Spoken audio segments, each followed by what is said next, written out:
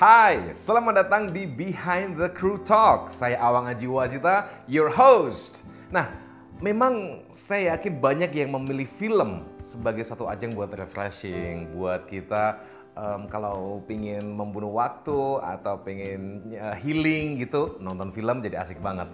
Tapi mungkin nggak banyak yang tahu juga gimana sih kerjaannya orang-orang di balik sebuah film, apa aja kerjaan-kerjaannya, siapa aja yang ada di situ. Nah, dalam program ini saya akan mewawancarai para filmmakers atau orang-orang yang ada di balik film, lika-liku mereka, perjalanan mereka, pokoknya ikuti aja. Now, di samping saya ini, ladies and gentlemen, please welcome Siska Raharja. Ketika film itu ada di tempat-tempat yang spesial, apalagi sempat menang beberapa penghargaan juga seperti itu. Tapi masing-masing ada kendala-kendala yang sampai sekarang masih keinget nggak, Mbak? Ingat nggak? Iya, bukan kendala sebenarnya ya, tapi tuh setiap film tuh kayak punya ceritanya masing-masing sebenarnya. Okay. Cerita produksinya gitu. Jadi 3 film pertama saya yang film pendek ini itu secara skala produksi dan prosesnya tuh sangat berbeda gitu. Yang pertama itu memang film itu berasal dari idenya dari sutradara, kemudian saya mengcover menjadi produser gitu kan.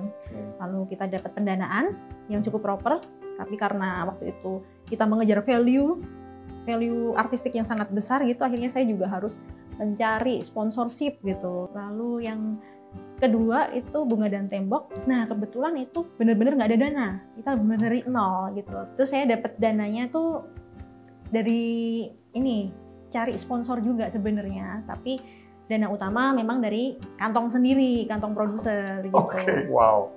Nah, terus kalau yang dari sponsor itu tuh bentuknya bukan uang, nggak cuma bentuk uang, tapi juga ini dari transportasi dong, dari kamera dong, gitu. Ini tuh kayak parsial gitu tuh kita tuh minta tolong teman-teman gitu, dari jaringan-jaringan yang saya ada aja gitu. Produksinya sih jadi kayak cukup sederhana gitu, tapi dari hal-hal sederhana itu akhirnya tuh kayak kita nge-push ke kreatif gitu.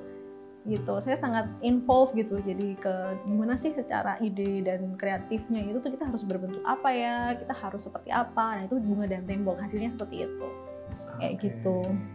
Lalu di film ketiga itu kita dapat pendanaan dari luar juga. Bura itu ceritanya based on dari ceritanya, kisah nyatanya suami saya. Kemudian saya cari sutradara, terus kita mewujudkan sebuah film. Nah jadilah Bura kayak gitu. Jadi secara flow kerjanya tuh beda semua 3 itu, dan itu cukup menarik sih buat saya. Jadi kayak punya cerita yang beda-beda gitu. Nah, Mbak Jika, sebenarnya kalau ngelihat ceritanya tadi ya, mendengarkan ceritanya tadi, Mbak Jika sempat bilang kalau ada film yang didanai pakai dana sendiri, Flowers in the Wall, ya kan? Nah, what makes it special gitu? Kenapa sampai dibela-belain, film harus jadi nih? Apa sih yang jadi special value-nya dari itu? Jadi kalau buat saya tuh film itu tuh seperti menghadirkan, saya meminjamkan mata ke penonton gitu untuk melihat sisi lain gitu dari sebuah peristiwa. Nah waktu itu memang film ini kan bercerita tentang Wiji Tukul. Wiji Tukul itu adalah penyair di mana karya-karyanya itu mengangkat banyak kritik atau banyak juga persoalan-persoalan sosial gitu yang waktu masa situasi politik 98 itu hilang. Kita tuh melihat dari sisi keluarga yang ditinggalkan gitu. Bagaimana keluarga Wiji Tukul ini tuh sebenarnya yakin bahwa Wiji Tukul itu tuh masih hidup. Ceritanya memang bagaimana kemudian karena masalah ekonomi mereka harus mengurus sebuah surat kematian, misalnya untuk ngurus peminjaman uang ke bank dan lain-lain gitu harus ada surat kematian. Nah tapi mereka masih percaya bahwa Wiji Tukul tuh masih hidup.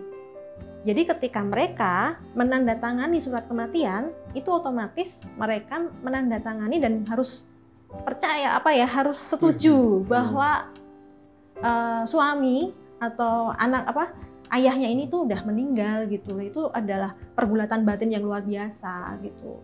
Bisa dibilang sih film-film Mbak Jika ini sukses loh. Tapi kalau menurut Mbak Jika sendiri sebenarnya indikator atau parameter sukses itu kayak apa sih? Indikator sukses itu sendiri-sendiri ya. Ada film gitu. Ada yang indikatornya ketika sebuah film itu diproduksi secara proper, saya bisa mengajak kru film ini dengan bayaran yang proper juga dan bisa menghidupi keluarga mereka. Nah, itu tuh indikator yang tidak bisa dibayarkan dengan apapun gitu. Itu kepuasan pribadi. Juga senang gitu rasanya. Terus habis itu yang kedua itu ketika sebuah film itu tuh memberikan sebuah value yang lebih gitu pada penonton ya. Misalnya walaupun filmnya secara produksi itu minim budget atau mungkin tidak ada sebuah value produksi yang look artistiknya wah atau apa gitu, tapi penonton itu mendapatkan sesuatu yang baru dari film itu gitu. Jadi sudut pandang yang baru. Jadi saya seperti tadi meminjamkan mata saya atau filmmaker meminjamkan matanya kepada penonton supaya melihat dari sudut pandang mereka gitu. Dari Mbak Cika, kalau untuk mereka yang ingin menjadi jadi produser gitu, apa tips yang harus banget mereka lakukan gitu? Tipsnya yang pertama memang ketika passionate di dunia produksi film, ya memang harus banyak jam terbang di divisi produksi. Gitu. Tapi divisi produksi itu sendiri juga tidak boleh menutup mata sama divisi lain gitu. Jadi memang kalau bisa juga pernah mencoba divisi-divisi lain juga. Jadi kita tuh jadi seperti tahu ketika kita dapat masalah nih, kita tahu problem solvingnya seperti apa kayak gitu. Nah, terus yang kedua yang jelas kalau untuk jadi produser memang perbanyak jaringan, karena gimana pun ketika kita dari tataran dari awal sampai akhir itu tuh sebenarnya keproduseran itu adalah tentang jaringan sebenarnya. Gitu. Kita berteman dengan banyak komunitas dan tidak hanya di film saja, karena film itu kan sebenarnya sangat kaya ya. Kita itu tuh kan merangkum banyak dunia gitu. Kita melipat dunia menjadi sebuah film gitu. Dan itu tadi wawancara saya dengan seorang produser, founder dari Elora Films, Siska Raharja, di mana tadi ternyata terungkap di balik sebuah film ternyata ada perjuangan yang luar biasa, tantangan-tantangan yang luar biasa. Semoga apa yang sudah di-share tadi benar-benar menginspirasi. Sekali lagi terima kasih banyak Mbak Cika. Sukses buat Elora Films ya. Thank you. Dan nantikan obrolan saya dan wawancara saya dengan beberapa filmmaker lain lagi untuk kita tahu ternyata di balik sebuah film akan lebih banyak lagi dinamika-dinamika dan pelajaran-pelajaran yang bisa kita ambil. So, sampai ketemu di Behind the Blue Talk dengan saya Awang Ajiwasita. Bye-bye.